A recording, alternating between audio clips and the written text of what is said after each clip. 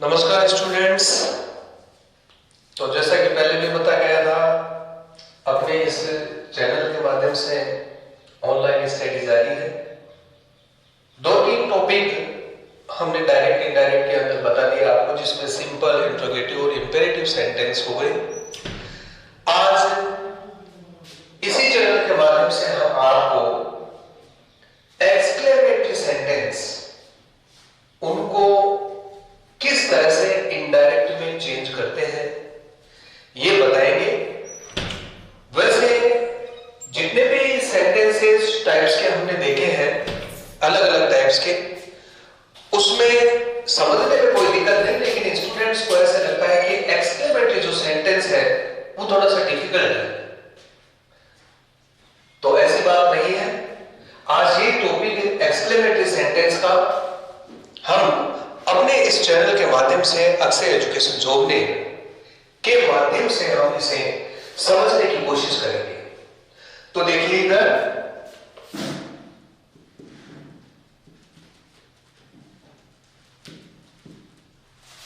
ये exclamatory sentence,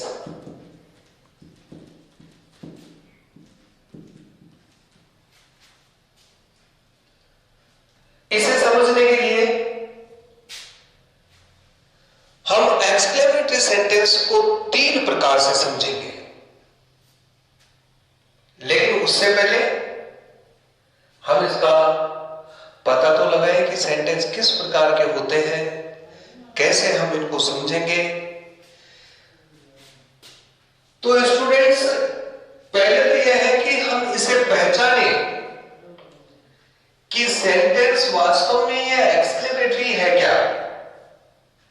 मैं ऐसा इसलिए कह रहा हूं कि ये जो सेंटेंस है ये व्हाट से शुरू होते हैं, हाउ से शुरू होते हैं, यूं कहिए कि WH वर्ड उनसे शुरू हो जाते हैं। तो अक्सर बच्चा क्या गलती कर देता है, WH देखता है शुरू में और फिर ये समझ आता है कि ये सेंटेंस इंट्रोगेटिव है। लेकिन सेंटेंस इंट्रोगेटिव जब तक नहीं होता जब तक कि हम उसके लास्ट में साइन ऑफ इंट्रोगेशन नहीं देख लेते, यानी प्रश्नवाचक चिन्ह। ये वाला सेंटेंस है, इसे देखिए। ऐसे वाक्य प्राय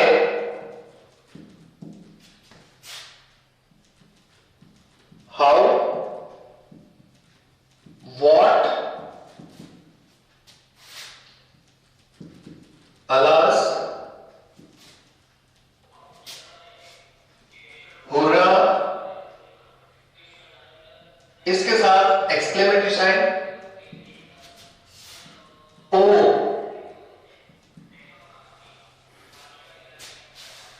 आदि शब्दों से शुरू होते हैं।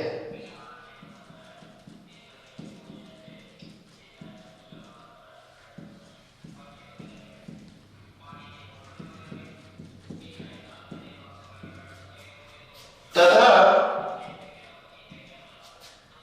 ऐसे वाक्यों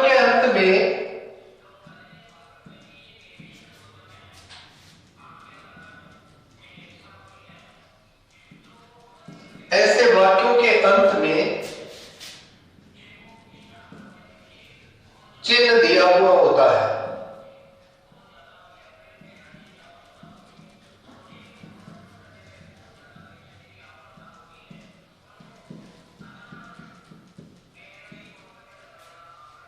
तो सबसे पहले तो हमने ये देखा कि एक्सक्लेमेटरी जो सेंटेंस है, हाउ से, व्हाट से, या अलास, हुर्रा, ओ, इन शब्दों से शुरू होते हैं और ऐसे वाक्यों के अंत में प्राय साइन ऑफ एक्सक्लेमेशन, विस्मय बोधक चिन्ह दिया हुआ होता है। ऐसे वाक्यों को इनडायरेक्ट में चेंज करने के लिए कुछ नियम है, तो हम देखेंगे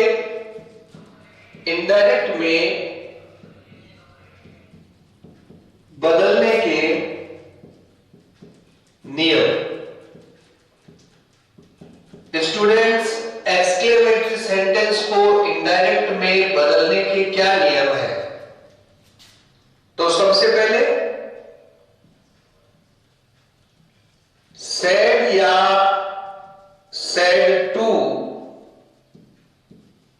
के स्थान पर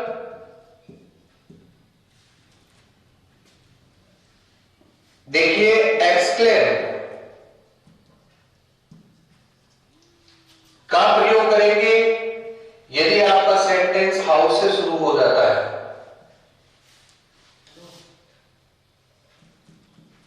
एक्सक्लेम विद सरप्राइज, अगर आपका सेंटेंस वर्ड से शुरू होता है। एक्सक्लेम विद जॉय, अगर आपका सेंटेंस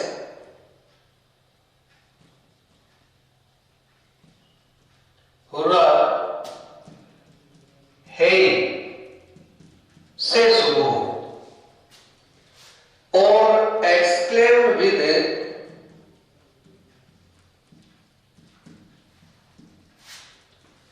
सोरो, एक्सक्लेम विद सोरो, इसका प्रयोग हम करेंगे जब हमारा सेंटेंस हुर्रा या ओ से शुरू हो।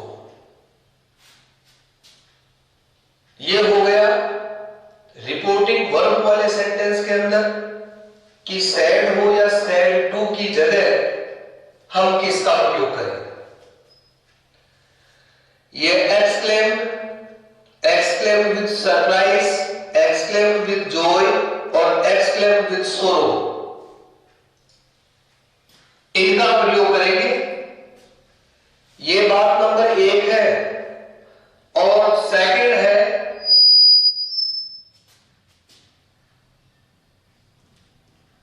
कनेक्टिव के लिए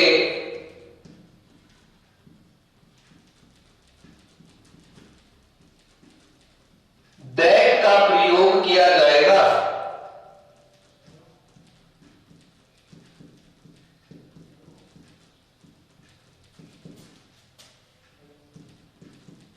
जैसा कि हम सिंपल सेंटेंस जो हमने सबसे पहले पढ़ा था उसमें भी हमने कनेक्टिव दैट का प्रयोग किया था।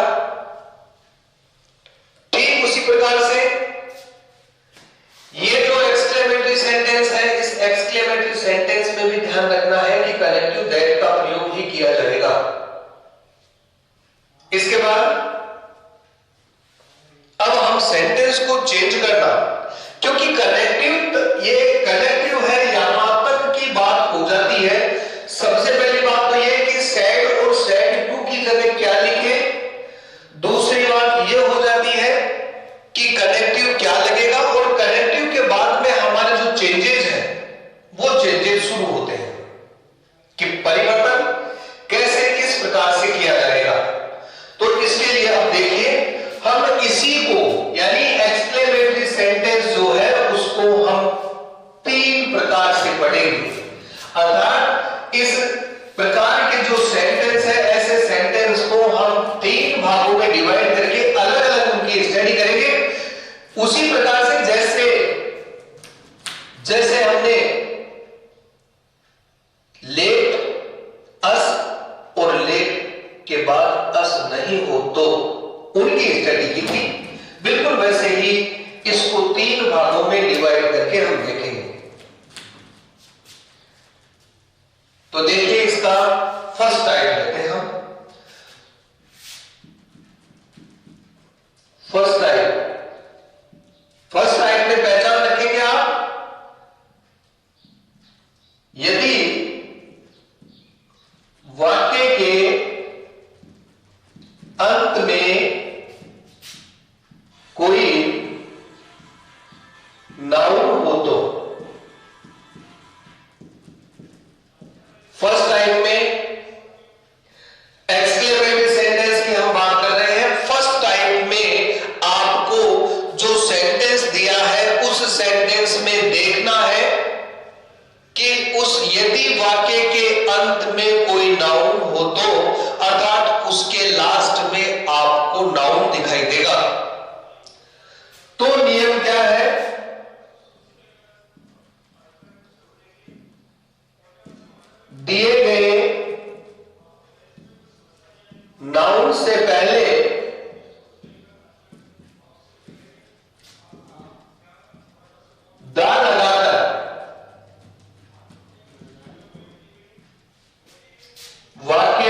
शुरू करो।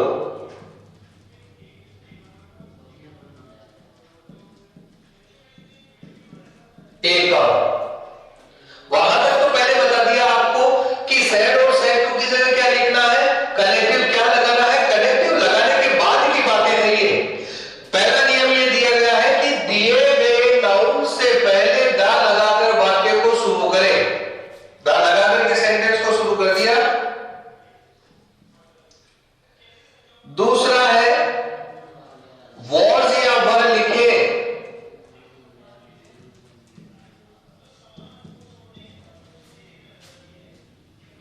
वॉज या वर लिखे। तीसरा नियम तो आराम से देख करके कि सेंटेंस के लास्ट में नाउन होना चाहिए। नाउन से पहले हम दा लगाएंगे, दा लगा करके उस नाउन को साथ में लिखेंगे, उसके बाद में वॉज या वर। तीसरा है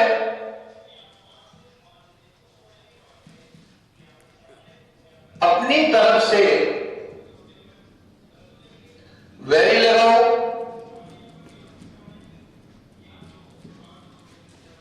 और चौथा नियम है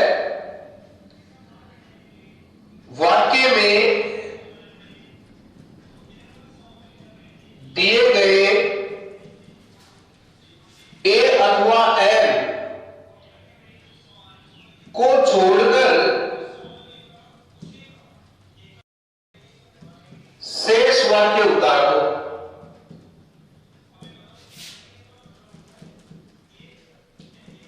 बस ये 1, 2, 3 और 4 ये नियम है इसके। इससे पहले के सेड और सेड टू की जगह आपको बता दिया गया है। अब हम एग्जाम्पल लेकर के और फिर इसको समझेंगे। एग्जाम्पल देखिए।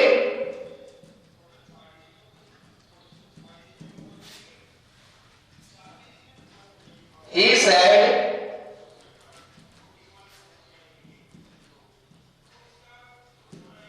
what a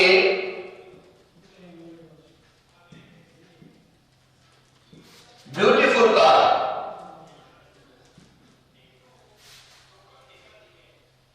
विद्यार्थियों ये बात आपको ध्यान में रखनी है, क्योंकि हम इस शब्द को देख करके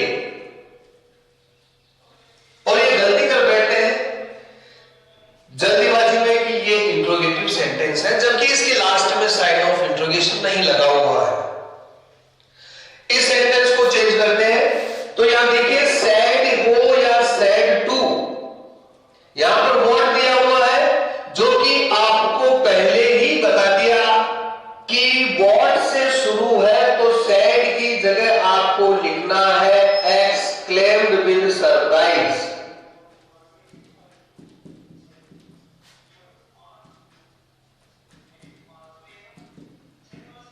एक्सक्लेम्ड विद सरप्राइज। ये यहां तक का सेंटेंस हमने क्लियर कर लिया है, क्योंकि वर्ड से शुरू हुआ, इसके लिए हमने एक्सक्लेम्ड विद सरप्राइज लिखा है। ये सैड आ गया, सैड, इस सैड या सैड टू की जगह हमने ये लिख दिया है, और वर्ड आने के कारण से हमने with surprise. He exclaimed with surprise. Connective लगाओ दैट। कनेक्टिव के बाद में हमारे ये 4 नियम काम करेंगे। पहला है सेंटेंस के लास्ट में देखिए नाउन दिया हुआ है कार। इस नाउन से पहले दा लगा करके आपको सेंटेंस शुरू करना है, तो हम यहां लिखेंगे द कार। दूसरा है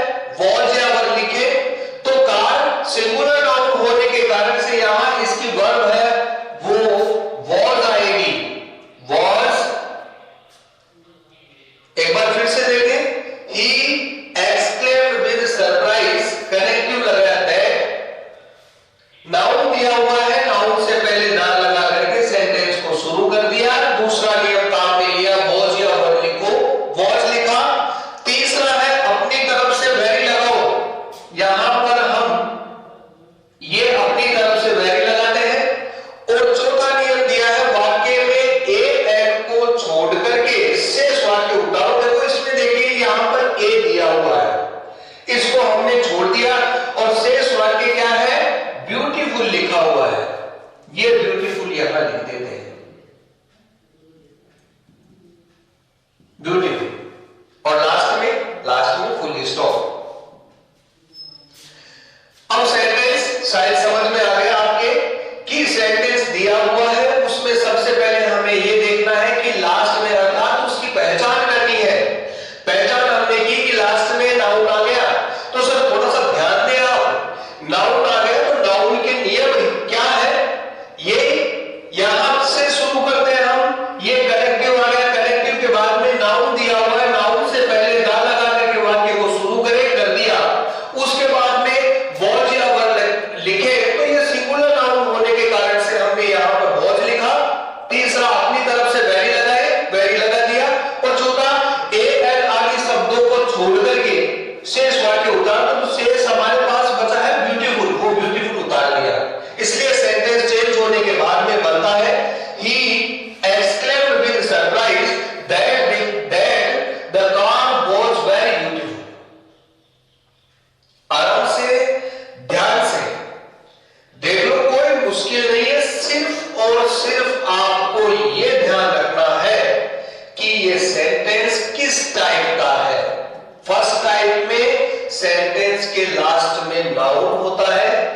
नाउन है तो दिए गए नाउन से पहले दा लगाकर सेंटेंस को शुरू करेंगे। दूसरा वॉज या वर लिखेंगे। तीसरा अपनी तरफ से वेरी लगाना है। और चौथा ए एल आदि शब्दों को छोड़ करके और शेष वाक्य हम उतार देते हैं, और हमारा ये एक्सक्लेमेटरी सेंटेंस इनडायरेक्ट में चेंज हो गया। ये है फर्स्ट टाइप। अब हम देखते हैं सेकंड टाइप। तो सेकंड टाइप देखो, ये यहीं पर सेकंड टाइप, यदि वाक्य के अंत में कोई नाउन प्रोनाउन की जगह हम यहां पर नाउन की जगह डाल देते हैं हेल्पिंग वर्ब। हेल्पिंग वर्ब हो तो पहला हमने देखा फर्स्ट टाइप के अंदर कि सेंटेंस के लास्ट में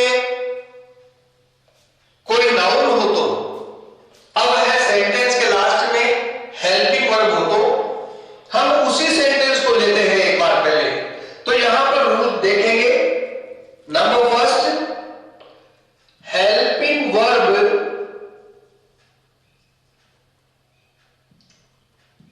के ठीक पहले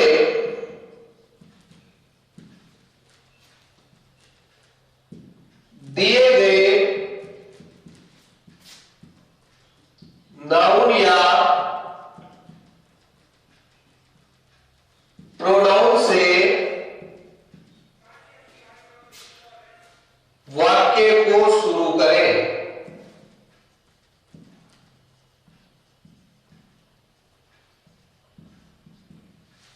पहला नहीं, फर्स्ट टाइप में तो हमने ये देखा था कि लास्ट में नाउन दिया हुआ है, उस नाउन से पहले दा लगा करके सेंटेंस को शुरू करना है। इस सेकंड टाइप में लास्ट में हेल्पिंग वर्ब है, तो हेल्पिंग वर्ब का प्रयोग जिस नाउन या प्रोनाउन के लिए हुआ है वो उसके ठीक पहले है। जैसे Ram is going to Jaipur, ये इज जो हेल्पिंग वर्ब है, इससे पहले राम नाउन दिया हुआ है। हेल्पिंग वर्ब का प्रयोग किसके लिए हुआ, राम के लिए। तो इससे ठीक पहले दिए गए नाउन या प्रोनाउन, उससे आपको सेंटेंस शुरू करना है। दूसरा है टेंस चेंज करो। इसमें दोस्तों ये ध्यान रखना आपको, क्योंकि हेल्पिंग वर्ब आती है और जैसा कि इसकी पहचान के अंदर ही बता दिया कि यदि वाक्य के अंत में कोई हेल्पिंग वर्ब हो तो हेल्पिंग वर्ब जहां आ जाती है वहां पर टेंस चेंज करेंगे हम। तो टेंस चेंज करो, ये दूसरा नियम है। टेंस संबंधी परिवर्तन करना है, ध्यान देने की बात है। ये जैसा भी सेंटेंस दिया हुआ है उसमें टेंस चेंज करना है।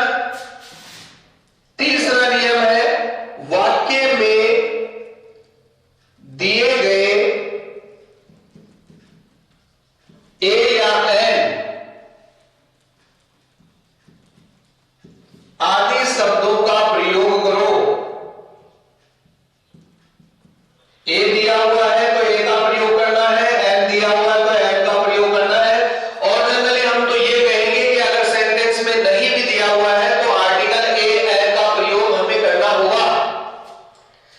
वाक्य में दिए गए ए एन आदि शब्दों का प्रयोग करो।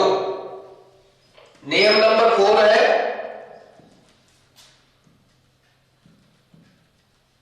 अपनी तरफ से वेरी लगाओ।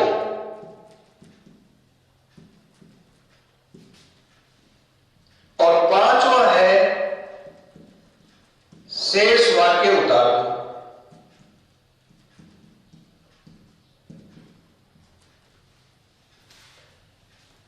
फर्स्ट टाइप में 4 नियम थे और सेकंड टाइप में नियम 5 हो गए। सिर्फ एक नियम ये वाला बड़ा है, ये यहां पर वॉज या वर लिखो ऐसे कहा था, और यहां पर टेंस चेंज करना है, ए एन का प्रयोग करना है, ये अलग से। उसमें क्या कहा गया था, ए एन आदि शब्दों को छोड़ करके शेष वाक्य उतार दो। यह हो गया हमारा सेंटेंस। अब नियम और अब एग्जाम्पल हम देखते हैं कि उसी एग्जाम्पल को सोल्व करेंगे हम। पहले जो दिया गया था, he said what a beautiful car it is।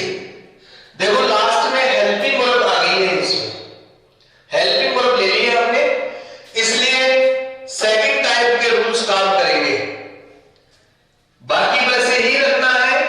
ही यहां वॉट आया है, इसलिए सैड की जगह लिखेंगे एक्सक्लेम्ड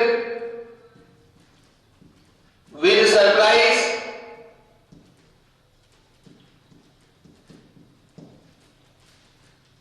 कनेक्टिव लगाओ दैट, ये कनेक्टिव दैट का प्रयोग किया। अब इन 5 नियमों के अकॉर्डिंग आगे सेंटेंस बनाओ। हेल्पिंग वर्ब के ठीक पहले दिए गए नाउन या प्रोनाउन से वाक्य को शुरू करें। तो हेल्पिंग वर्ब से ठीक पहले ये प्रोनाउन दिया हुआ है इट, इससे सेंटेंस को शुरू करो। कर दिए, यहां पर सेंटेंस शुरू हो गया है। दूसरा है टेंस चेंज करो। टेंस चेंज होगा अकॉर्डिंग टू हेल्पिंग वर्ब। यहां देखिए हेल्पिंग वर्ब इज है, जैसा कि पहले भी आपको बताया था, इंडेक्स में भी आपको बताया कि इज एम आर जब डायरेक्ट सेंटेंस में होते हैं तो इनडायरेक्ट में वॉज या वर कर दिया जाता है। इसलिए इट सिंगुलर नाउन होने के कारण से हम हेल्पिंग वर्ब यहां पर लिखते हैं टेंस चेंज करके वॉज, इट वॉज। तीसरा है वाक्य में दिए गए ए या एन ऐसे शब्द, तो यहां पर देखिए ए दिया हुआ है, इसको यहां पर हम वापस लिखते हैं। नियम नंबर 4 है अपनी तरफ से वेरी लगाओ। ये अपनी तरफ से वेरी लगाया। और 5वां नियम है शेष वाक्य उतार दो। तो देखिए शेष क्या बचता है इसमें, इसमें बच जाता है ब्यूटीफुल कार। यहां हम लिखते हैं ब्यूटीफुल कार और फुल स्टॉप। ध्यान से देखो, सेंटेंस फर्स्ट टाइप वाला ये यहां पर रुक जाता था, यही, और ये सेकंड टाइप है लास्ट में हेल्पिंग वर्ब हो तो he exclaimed with surprise that, वैसा का वैसा है फर्स्ट टाइप की तरह, क्योंकि वॉट आया तो एक्सक्लेम्ड विद सरप्राइज लिखना ही था। कनेक्टिव दैट का प्रयोग करना है। अब it was a very beautiful car. दोनों सेंटेंस में फर्स्ट टाइप में ये बहुत बड़ा अंतर है, क्योंकि वो सेंटेंस इस कार से शुरू होता है और इसमें देखिए कार सबसे लास्ट में आता है। उसमें कार से पहले यानी नाउन से पहले द लगा करके सेंटेंस शुरू कर दिया था, हमने शुरू ही किया था। यहां इस सेकंड टाइप में देखते हैं तो कार लास्ट में है, तो सेंटेंस हमारा बिल्कुल यहां पर चेंज हो गया इनडायरेक्ट में। He exclaimed with surprise that it was a very beautiful car. ये हमारा एक्सक्लेमेटरी सेंटेंस का सेकंड टाइप। मुश्किल नहीं है, आराम से फर्स्ट टाइप को ध्यान में रखो, उसमें क्या किया जाता है, सेकंड टाइप को भी ध्यान में रखो कि इसमें हमने क्या क्या किया है। अब हम देखते हैं थर्ड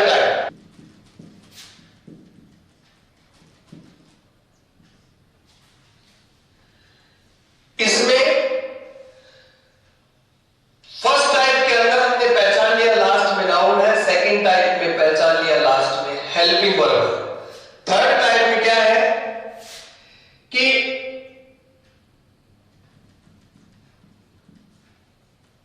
इन्वर्टेड कोमास ये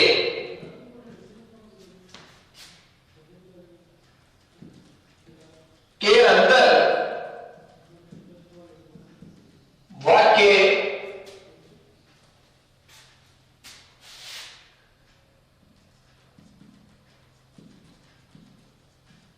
एक्सक्लेमेटरी शब्द से शुरू होता है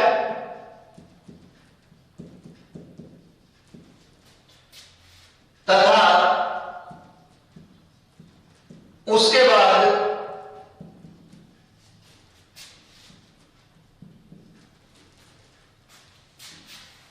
ये एक्सक्लेमेटरी का चिन्ह दिया हुआ होता है।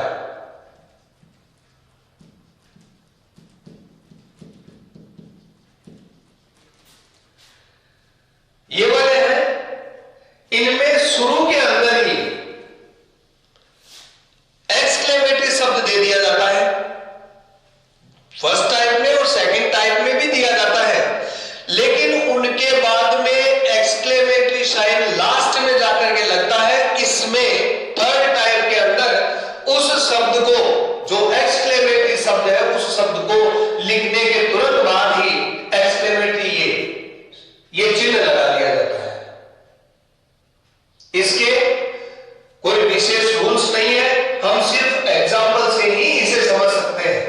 तो एग्जाम्पल देखिए आप इस थर्ड टाइप को समझने के लिए।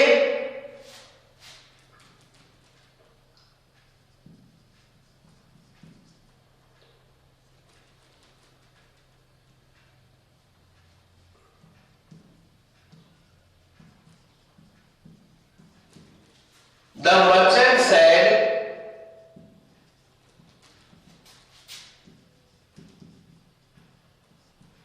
"Alas,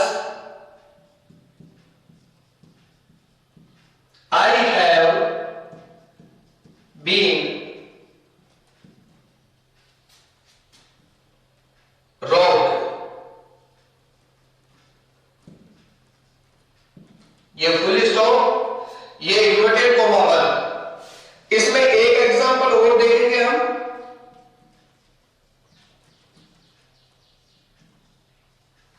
The players said,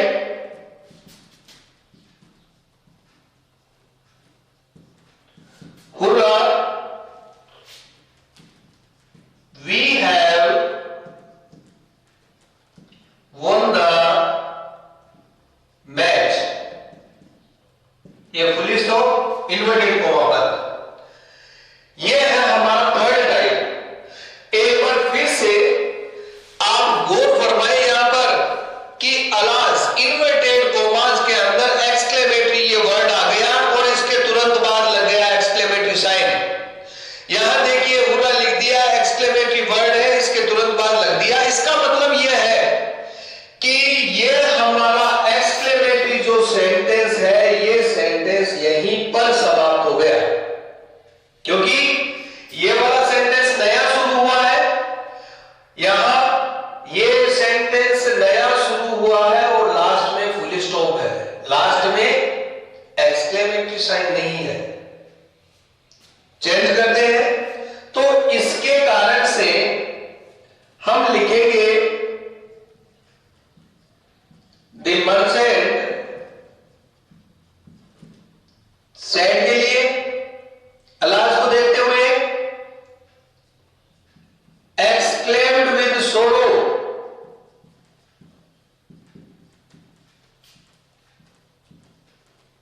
exclaimed with सोरो, कनेक्टिव लगाओ वही दैट। ये इतना हो जाने के बाद यहां पर देखा कनेक्टिव लगा दिया दैट। ये किसी नाउन या प्रोनाउन से सेंटेंस शुरू हुआ है तो समझ जाओ अब ये सिंपल सेंटेंस है, और सिंपल सेंटेंस के नियमों के अनुसार ही इसको हम चेंज करेंगे। हम यहां देखिए, यहां आई ये प्रोनाउन है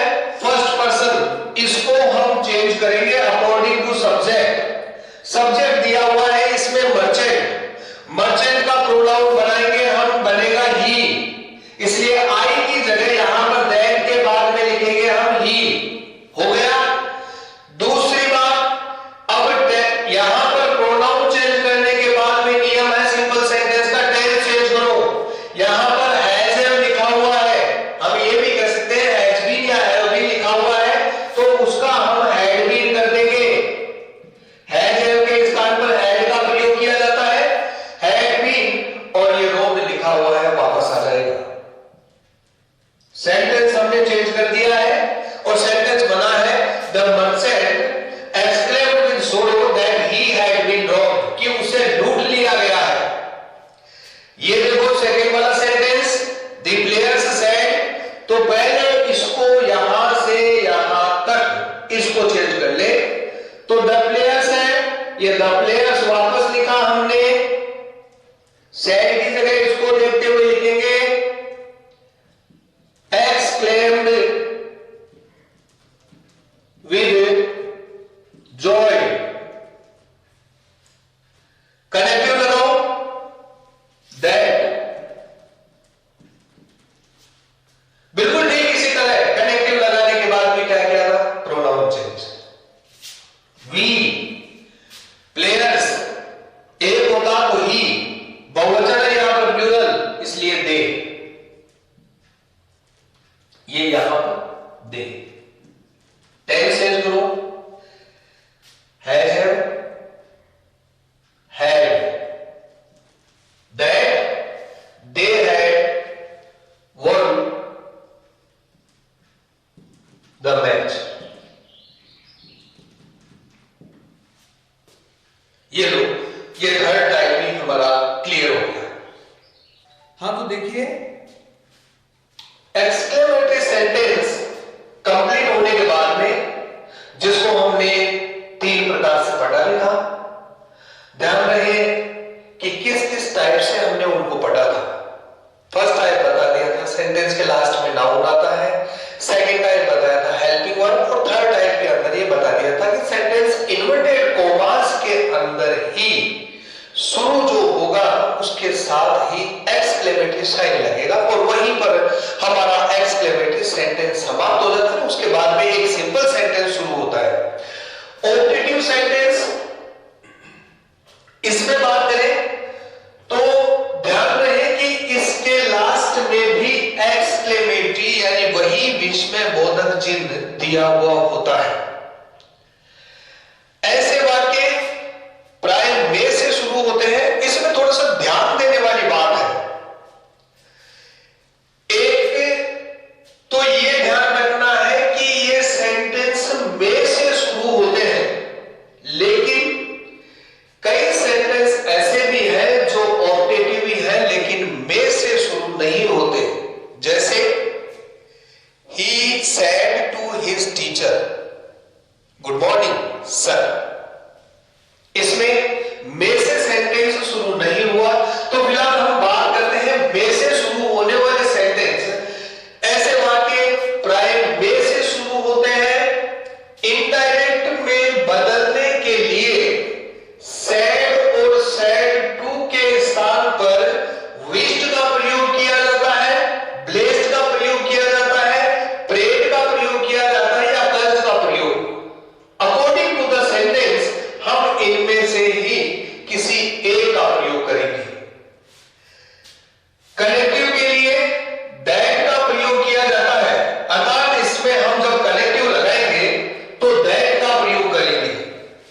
दैट के प्रयोग के बाद में वैसे ही प्रोनाउन चेंज करते हैं, और प्रोनाउन के बाद में टेंस का चेंज करते हैं। विशेष ध्यान ये रखना है कि ऐसे वाक्यों में ऑब्जेक्ट का प्रयोग नहीं किया जाता। जैसे स्टूडेंट्स, इस बात को थोड़ा सा ध्यान से सुने आप कि में से शुरू होने वाले जो सेंटेंस है उन सेंटेंस में ऑब्जेक्ट दिया हुआ है। शायद आप समझे नहीं। The hermit said to me, object दिया हुआ है मी। इस ऑब्जेक्ट को वापस नहीं लिखा जाता। कब? जब आपका सेंटेंस में से शुरू होता है तो इस ऑब्जेक्ट का प्रयोग नहीं किया जाता। यह ऑब्जेक्ट दिया हुआ है, इसका प्रयोग हम नहीं करेंगे। देखिए सिंपल सी बात है, ये समझना। छोटे से सेंटेंस है, कोई और विशेष नहीं है। The hermit said to me may you live long, may you live long अर्थात तुम्हारी उम्र लंबी हो। इसके लिए ये एक हो गया आशीर्वाद। आशीर्वाद हो गया, तो इसके लिए हम यहां पर लिखेंगे सैड टू की जगह ब्लेस्ड।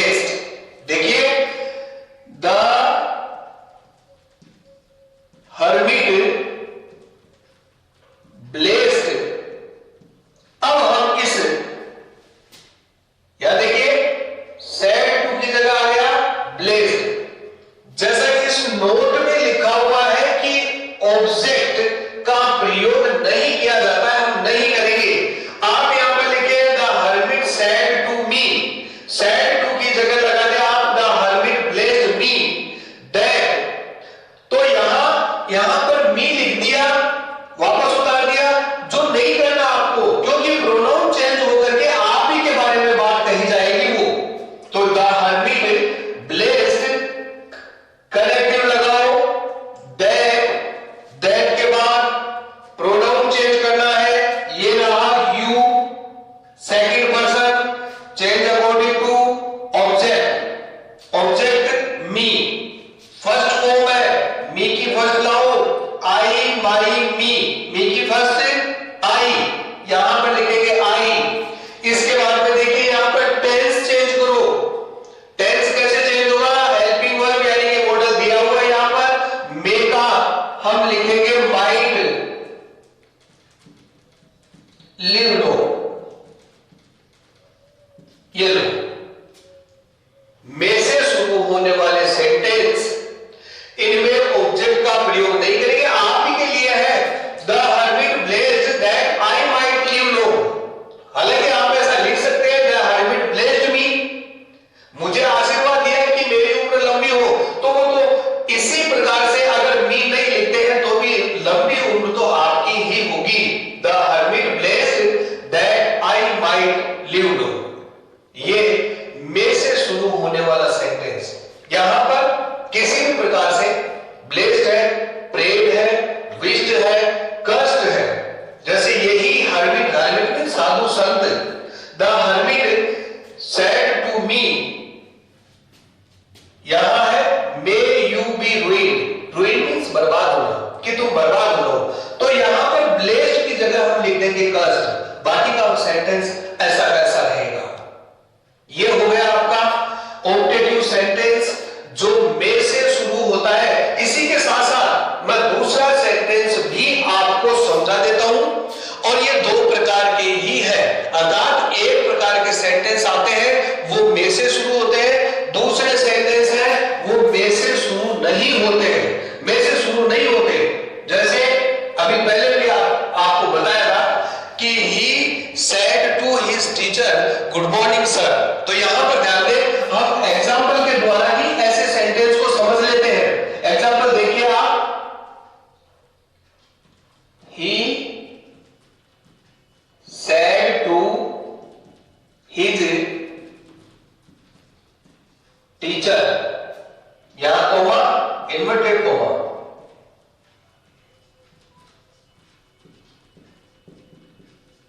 ये good morning sir, good morning sir, इसमें ऑब्जेक्ट का, यही पर समझे आप, इसमें ऑब्जेक्ट का प्रयोग किया जाएगा। मे वाले में ऑब्जेक्ट जो दिया हुआ है उसका प्रयोग नहीं करना है, और अगर सेंटेंस आपका ऑप्टेटिव मे से शुरू नहीं हो तो ऑब्जेक्ट का प्रयोग करना है। यहां देखिए, he said to his teacher good morning sir, इस सेंटेंस को हम चेंज करते हैं। उससे पहले मैं आपसे बात करता हूं कि स्कूल के अंदर एक स्टूडेंट आता है, अपने टीचर के सामने बोलता है और बोल करके निकल जाता है गुड मॉर्निंग। स्टूडेंट स्कूल में प्रवेश करते समय उसे उसके सर दिखाई देते हैं, वो गुड मॉर्निंग बोल करके चला जाता है, और उसी के बाद में एक दूसरा स्टूडेंट भी स्कूल के अंदर आता है और वो बड़े प्यार से बोलता है गुड मॉर्निंग सर। एक ने लास्ट में सर लगाया, एक बोलने में केवल, और अधिकांशतः स्टूडेंट ऐसा बोल भी देते हैं और ऐसा बोलते हैं जैसे गुड मॉर्निंग सर नहीं, केवल गुड मॉर्निंग। यहां पर जो सर है वो एक रेस्पेक्ट का भाव दर्शाता है, इसलिए हम यहां देखिए सेड टू, ये क्या है, विश है, गुड मॉर्निंग विश करना, तो यहां हम चेंज कर देंगे ही विश्ड हिज टीचर। मैंने कहा ऑब्जेक्ट आएगा, ये वापस ऑब्जेक्ट लिख दिया, ही विश्ड हिज टीचर, वापस इसको उतार दो गुड मॉर्निंग। अब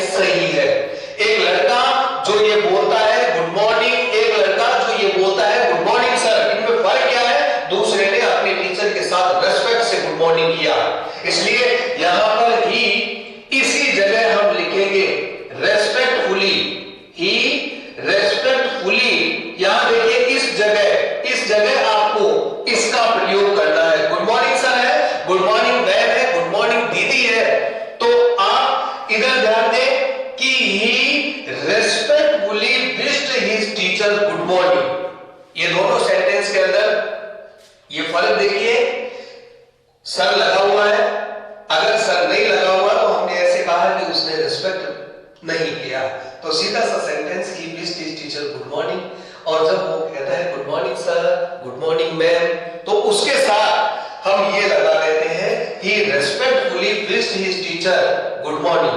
दो ही प्रकार नहीं है, एक तो मे से शुरू होते हैं, दूसरे इस प्रकार से शुरू होते हैं जो मे से नहीं होते। मे से शुरू होने वाले सेंटेंस में आपको ऑब्जेक्ट लगाने की जरूरत नहीं, ही और उसके बाद में सेड या सेड टू की जगह क्या लिखा जाता है वो आपको लिखना है, और उसके बाद सीधे ही कनेक्टिव लगाना है। यहां इसमें किसी प्रकार का कोई कनेक्टिव भी नहीं लगता। दोनों में फर्क है, मे वाले में कनेक्टिव दैट का प्रयोग होता है, जिसमें मे नहीं होता उसमें दैट का प्रयोग नहीं होता। दूसरा, मे वाले में हम ऑब्जेक्ट नहीं लिखते हैं, और ये जो मे से शुरू नहीं होते हैं इनमें हम ऑब्जेक्ट भी लिखते हैं, जो ऑब्जेक्ट दिया हुआ है इस टीचर ये भी लिखते हैं, और किसी प्रकार का कोई कनेक्टिव नहीं लगता, से सेंटेंस इसी प्रकार से रहते हैं। तो इस प्रकार से साथियों हमने बिल्कुल जीरो से शुरू किया था ये रिपोर्टेड स्पीच, यानी कि डायरेक्ट एंड इनडायरेक्ट नरेशन, जिसमें सिंपल के बाद में आपको पता है इंट्रोगेटिव के बाद में आपको पता है ऑप्टेटिव के बाद में एक्सक्लेमेटरी, और ये देखिए इंट्रोगेटिव, सभी पूरे के पूरे सेंटेंस हमने यहां पर क्लियर किए हैं।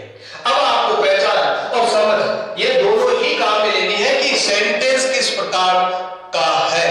सबसे पहले अगर कोई आपसे आकर के ये कहता है कि भैया दीदी ये सेंटेंस मेरे समझ में नहीं आया, इसकी कैसे चेंज करें, तो सबसे पहले आप उस सेंटेंस को पहचानेंगे सेंटेंस किस प्रकार का है। सिंपल है, यूनिवर्सल ट्रुथ वाला सेंटेंस है, या इंट्रोगेटिव सेंटेंस है, इंपेरेटिव है, ऑप्टेटिव है, या एक्सक्लेमेटरी, और फिर उसके बाद आप उसके नियम लगा करके अच्छे से समझा सकते हैं। तो इस प्रकार से हमारा ये फर्स्ट जो ग्रामर का topic direct and indirect narration 10th class के अंदर ये 4 मार्क्स यानी कि 4 नंबर, जो कि 4 नहीं आधे आधे सेंटेंस लिखते ही हमें मिलते हैं, तो इस पर थोड़ा सा ध्यान दीजिए। और ध्यान आपको ये देना है कि अभी से ही अपनी इस स्टडी को आप रेगुलर बनाए रखें, और इन छुट्टियों का अच्छे से अच्छा फायदा ये नहीं कि नुकसान हो, क्योंकि आप ये समझते हैं कि ये जो समय चल रहा है बिल्कुल शांत रहने का समय है, हमें किसी से बात नहीं करनी है, सोशल डिस्टेंसिंग अपनानी है, मींस किसी आदमी के पास नहीं जाना है, और